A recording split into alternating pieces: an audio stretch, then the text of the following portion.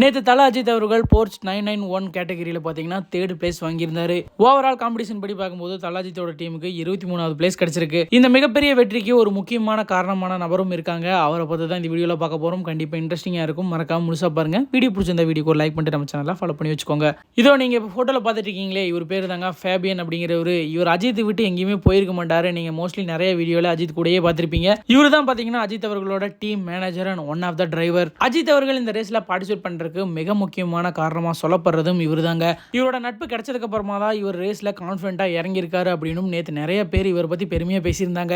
சொல்லப்போனால் இவருக்கு 20 இயர்ஸாக பார்த்தீங்கன்னா இந்த ரேசிங் எக்ஸ்பீரியன்ஸ் இருக்கு. நிறைய டைம் பார்த்தீங்கன்னா இன்டர்நேஷனல் வின்ஸும் பண்ணியிருக்காரு. 2024 GT4 சாம்பியன்ஷிப்பும் பார்த்தீங்கன்னா இவர் தாங்க பெற்றிருக்காரு. Fastest AM driver BMW certified இன்ஸ்பெக்டர்னு எக்கச்சக்கமான பெருமை இவருக்கு இருக்கு. இந்த ரேஸ்ல நிறைய வியூகங்களை வகுத்து கொடுத்து வெற்றிக்கும் உறுதுணையாக இருந்திருக்காருங்க. மறக்காம இவரையும் பாராட்ட நம்ம மறந்துடக்கூடாது.